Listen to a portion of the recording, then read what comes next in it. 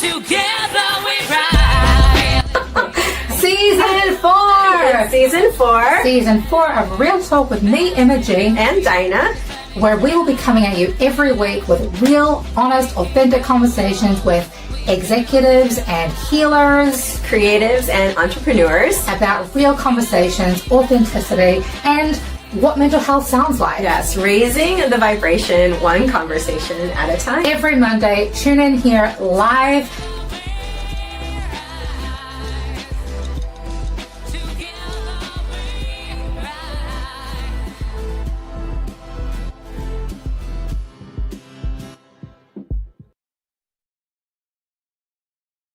Welcome back, friends, and happy Monday. It is time for another real conversation, and I'm so excited because, Dinah, you're back. I'm back. You're back.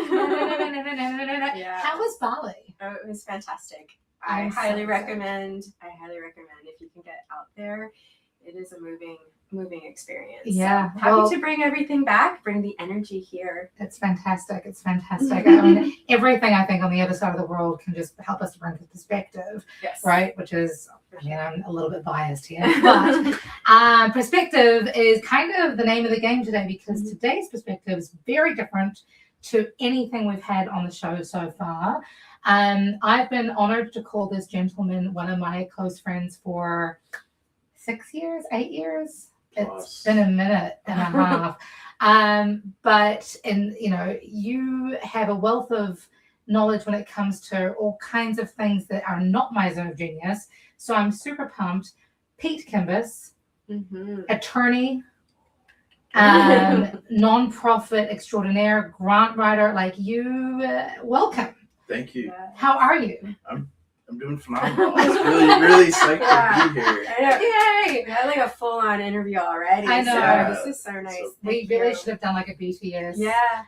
Like leading up to this conversation, because y'all, you're in for a doozy of a conversation today. So just meeting Dinah, so pleasure to meet Yeah, you. thanks. And I think the first time we met was it Fly, your opening album? It was in DC. Okay. And it was Awkward Turtle. Oh First time we got Awkward yeah. Turtle. Oh, do you know about the awkward turtle? No. Okay. What is Sorry. this?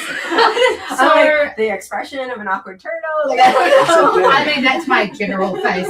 But when it comes to like I being the 17-year-old Yeah. non-17-year-old's body, I like to continuously bring moments of awkward to conversation, because I think that just helps us to humanize one another, right? Like whatever. But one of the things that I kind of still, I haven't done this in a long time. That's So you're okay. bringing it back. For a long time, whenever I would, have these awkward conversations, people would be like, "Oh, I don't know how to respond to that," and I just do the awkward. Oh, That's it. God, So I that's forgot so what it cute. looked like. That's so it. cute. Which is it's a really cool way to just break the ice, Yeah. ease the tension a little bit. Because who doesn't like a good turtle, I know, especially an they're- awkward one? I mean, It's right. So cute. and you would know, because the kind of work that you do can get really awkward really quickly. You're a lawyer, Yeah. first and foremost, right? Can you tell us?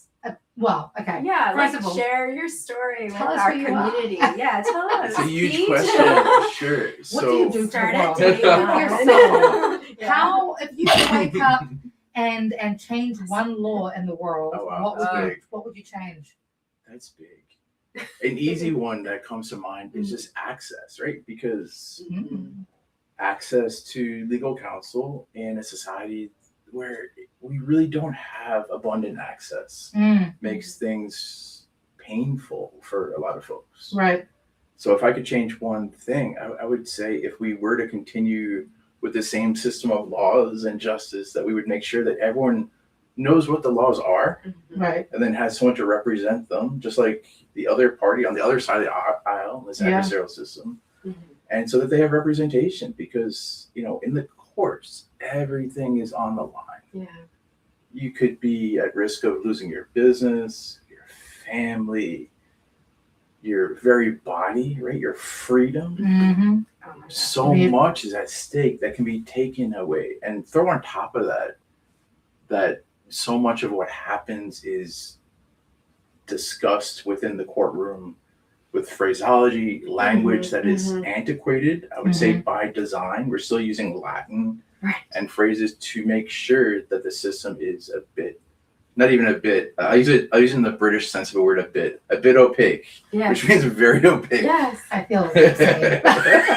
Yes. I say that because I took my husband to New Zealand and had to explain to him that when, you know, he was asking the waitress if the steak was good, she's like, oh, it's pretty good. He's like, oh, that's not good at all. And I know that's the highest, the highest compliment you can give in a British imperial language. Yeah. So, yeah, I love that. Talk to me about, you talk about the adversarial sort of society we live in. And you mentioned before we went live that one of the things that you really focus on in your lines of work is aggressive diplomacy. Yeah. So how does that, tell us about that, especially when it comes to that us versus them mentality that we have in life, not just in the courtroom. Yeah. So I love the term, and many folks don't, but aggressive diplomacy, because on one hand, you have the tact, the wherewithal, a sense of skillfulness about what you're doing in the moment. But at the same time, it implies that you've worked really hard and you've prepped a ton before that moment, so that you're not, and that's more of the aggression part, so that you're so well prepped for the conversation that you're not going to miss something. You're not going to be unprepared to meet the call or the question that needs to be answered, and which has really significant implications for somebody that you're looking out for, right? So this idea of being an advocate or a counselor is just such a huge responsibility. So the diplomatic aggression is not so much in the conversation, but it's being ready to speak up for sure in the conversation, and then being prepped enough in the facts, the law. And I know you spoke about like outside the courtroom, but it's just so critical within the courtroom where so much can be taken away. Yeah.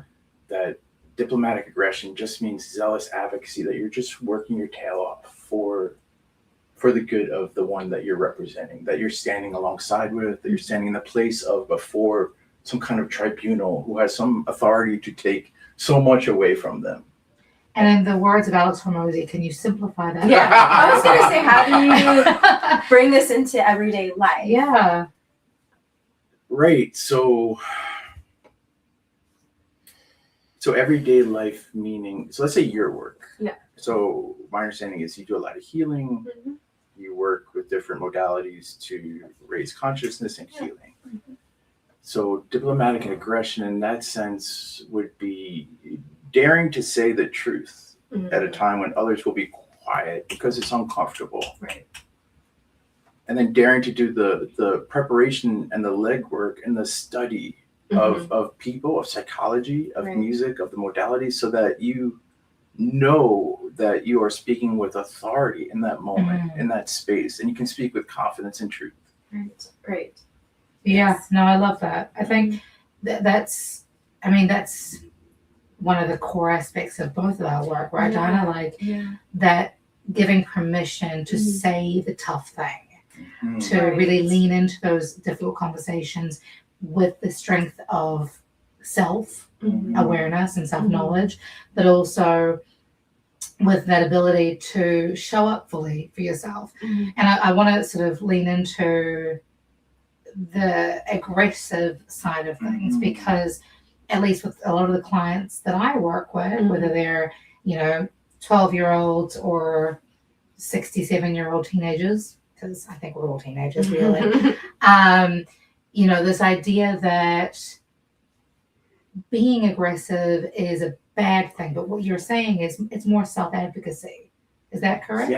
Yeah. So I would say as of late, aggression has taken on a certain connotation. And like with any words, they're a vehicle, right? They can be, they're a form, and they can be, they can represent negative things. And the word aggression does represent negative things. But like anything else, there's not even duality. There's just a multitude of different few things that word can hold. Right. So yeah, so aggression is the hard work. It's the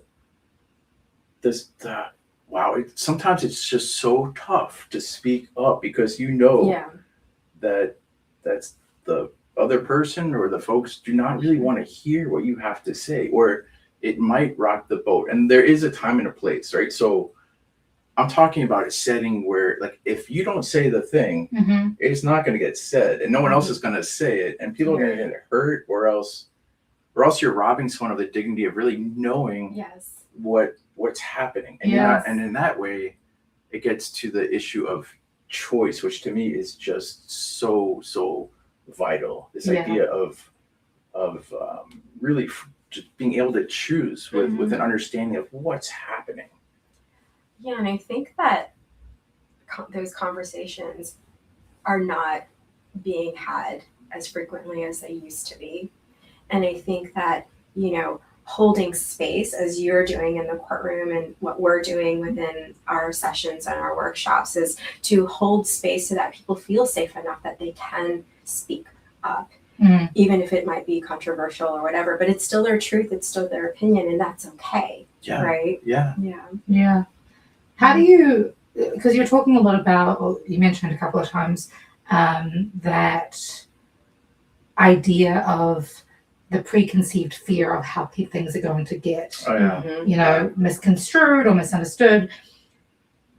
How does one navigate that? How do you navigate that in your life when it comes to, like, and I'm saying this from, I don't know how many times I've been like, I need to say this thing. It's awkward. It's awkward turtle. It's uncomfortable, but I need to say the thing. And then once I've said the thing, actually, it was all a mental game that I was playing with myself, because the actual response was much healthier than I was anticipating. Totally, absolutely. So sometimes it's like we create like the paper dragons in our own mind. Right. There's really there's really no issue. So the thing that needs to be said, or the unknown, sometimes we just don't have a clue, or we just have imagined or just gotten the wrong bead on how things are. So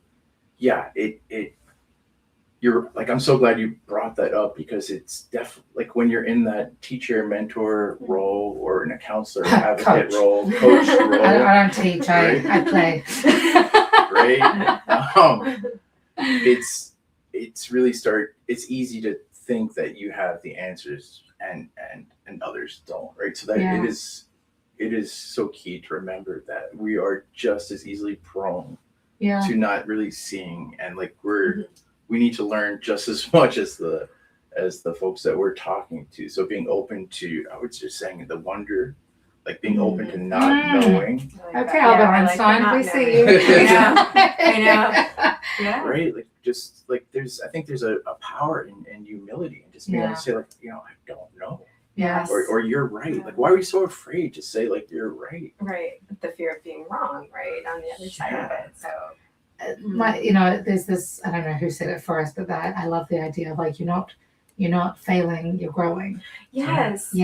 Which I think plays perfectly to what you're saying. Absolutely. I love that. So what are some of the things that you're working on now that you want to share with our community, with us? So planning on, so much. So mostly working right now in the nonprofit space in DC, Maryland, and Michigan.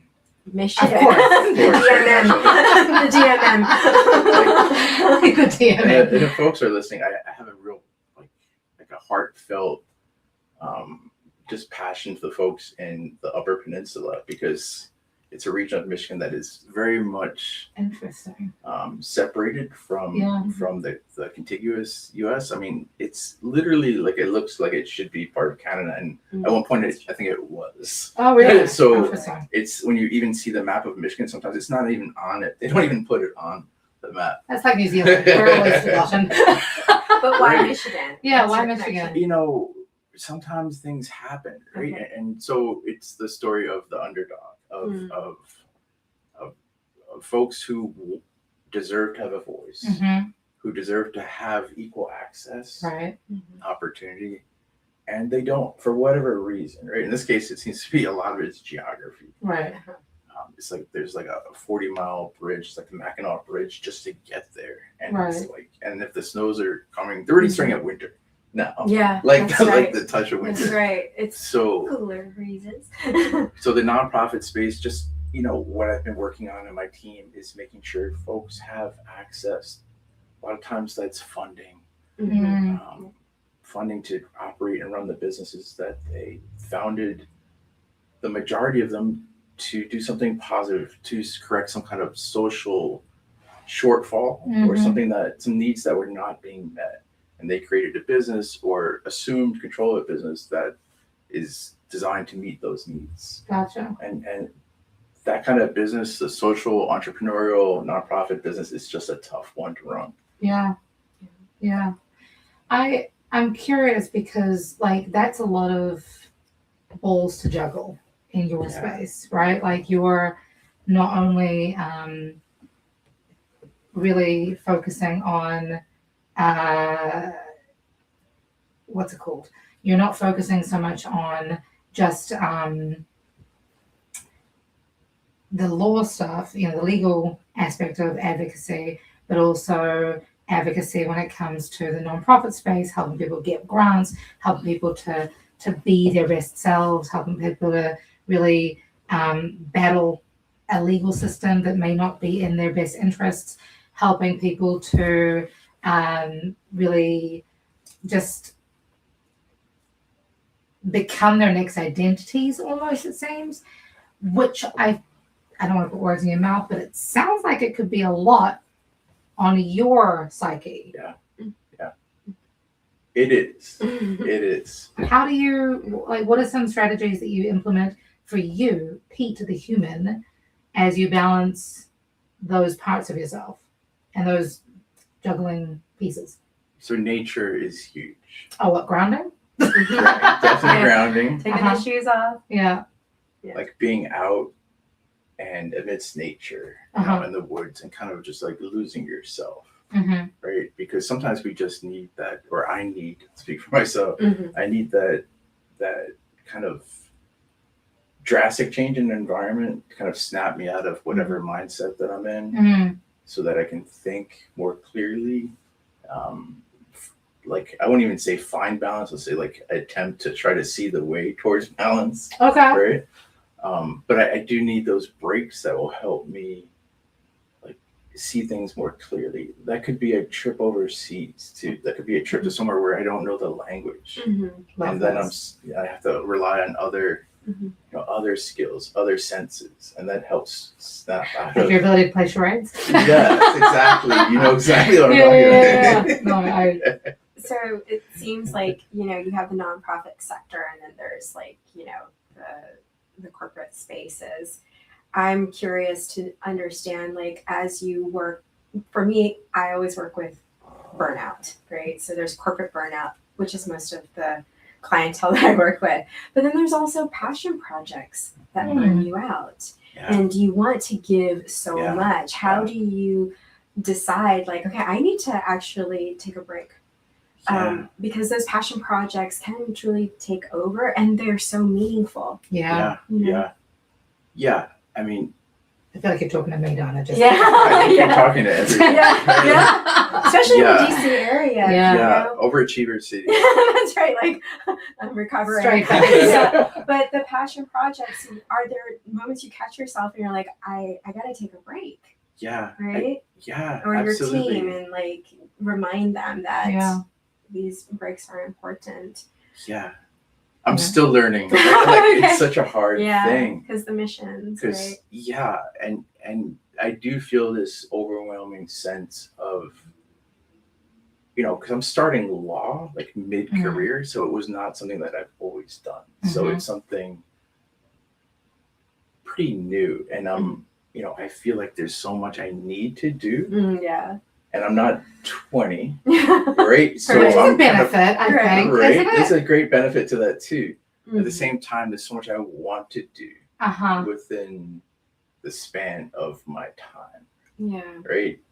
With relation to studying at this age, or with relation to keeping up with the 20-year-olds, or with relation to outside of the studies? So I think much to the impact accomplish. Right, that okay. I Oh, want, gotcha. the tangible Okay. impact that I want to see, and then just like having an acute awareness of, which I think is helpful, of the finiteness of our lives. Right? Yeah. Because if we lose track of that, then we just kind of get lost Yeah. and get in the scramble. But when we're aware that this thing is not forever, No, it's true. then it I think, to your point, Dinah, it makes those decisions easier, right? So like if we're aware of the finite, then I think we can start to prioritize that. Like this project might be amazing, but the different components to it, the partners, the pieces aren't quite ready. Right. And am I willing to dive in now and kind of take a hit on my time and energy? Like, no. Yeah. Right. So I think timing, like the timing needs to be right. Using discernment and Oh, I love that. and that is a skill that I think we're constantly learning.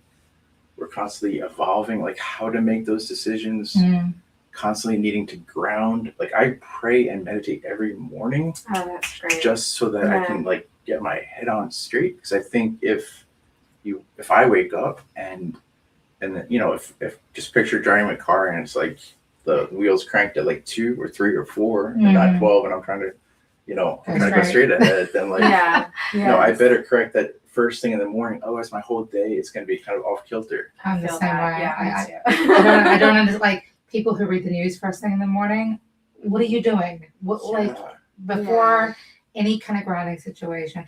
And I love that you bring that up, because one of the offshoots of what I do, obviously, being an empowerment through singing and songwriting coach, is it sounds very specific to self-expression and self-actualization and building confidence and whatever, which is true.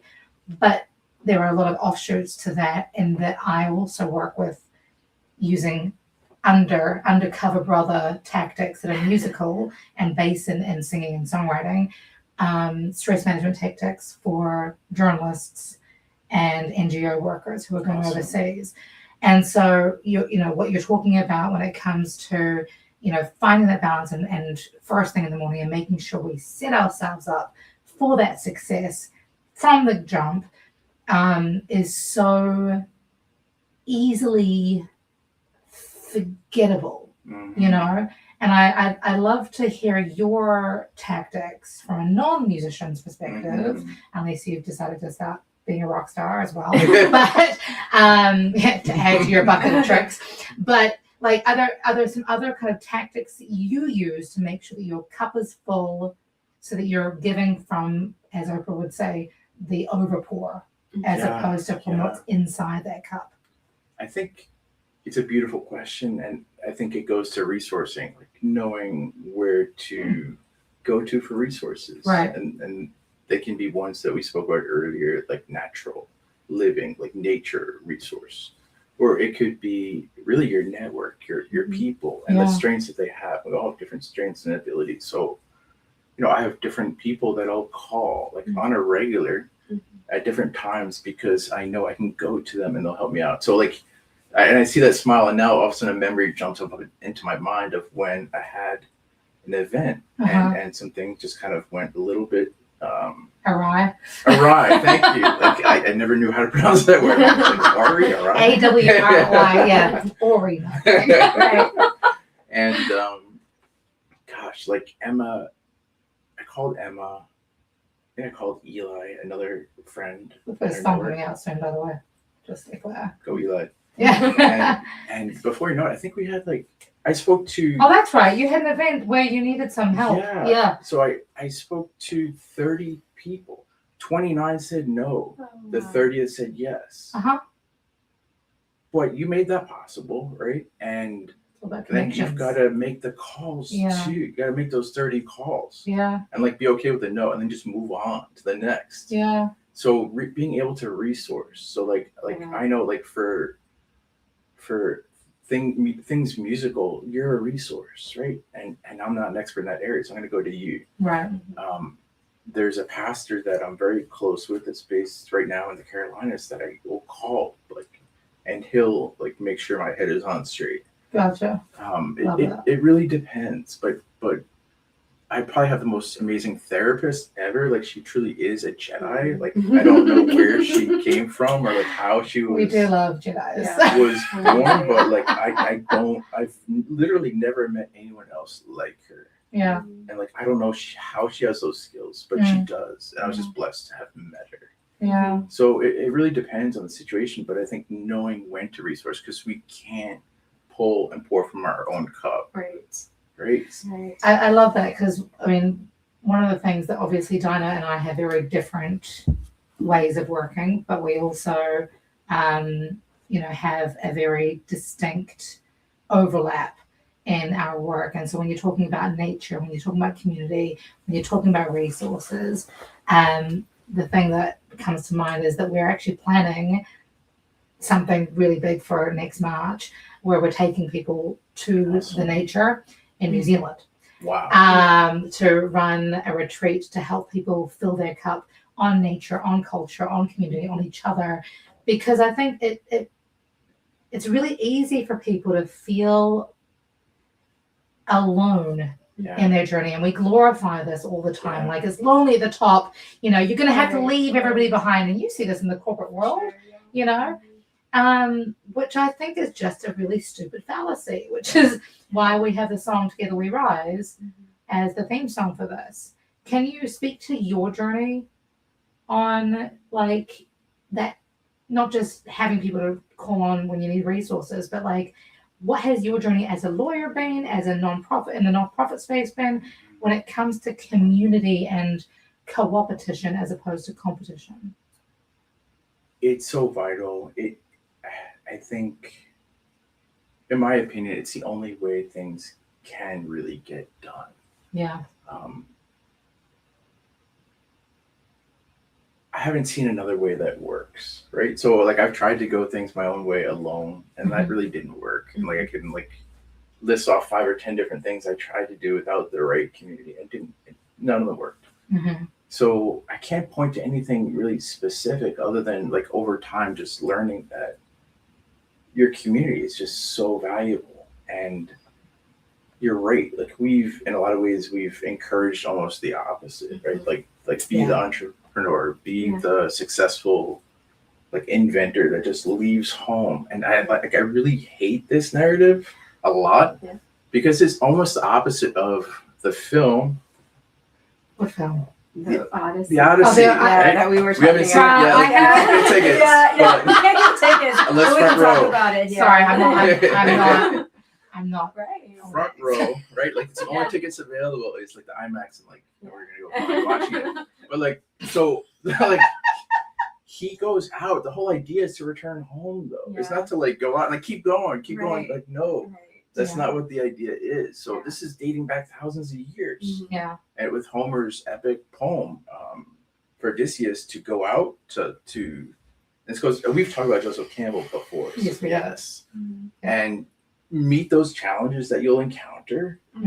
Learn what you need to learn. Learn those skills.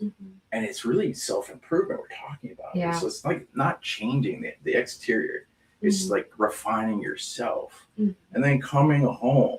Yeah. And that piece, like, it feels like if that story of the Odyssey is broken down into 4 parts, that last, like, maybe 1/8 of it is cut off. Yeah. Where we've been encouraging folks to leave and go away and succeed elsewhere. But I think it's so vital that we start trying to change the narrative to encourage folks to learn and come home. We have 1 minute left. We have 1 minute left. So take it home. Yeah. So it would just go back to like we talked about discernment and coming home to yourself too. Yeah.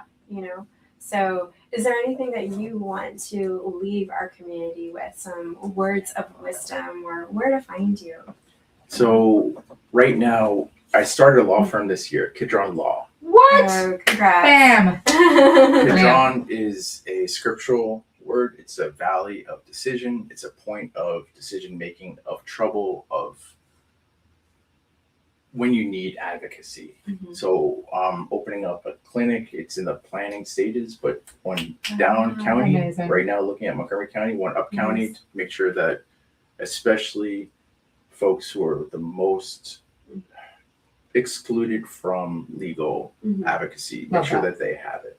Love So you that. can look me up on KeedronAdvocacy.com. Okay, we'll put the Brilliant. details in the show notes. Awesome. So thanks you for being so much, here. Pete. This So was nice awesome. to meet you. Please, Yeah. you Nice know, to don't meet be a you. stranger. Reach out to Pete. We will put all the details, as Dinah was saying, in the description of this podcast. Until next week, friends, be good, be kind, spread love like it's going out of fashion. And thank you, Pete. This was awesome. It's a Yeah. pleasure. Yeah. Yeah. Thank you. Yeah. Really nice. Awesome. Aw. Cause I am searching, don't need to look outside myself to know that I am whole. And I've been learning, made it through the darkest storms, and I'm coming to my own. And I am worthy of love. I can learn to love myself just because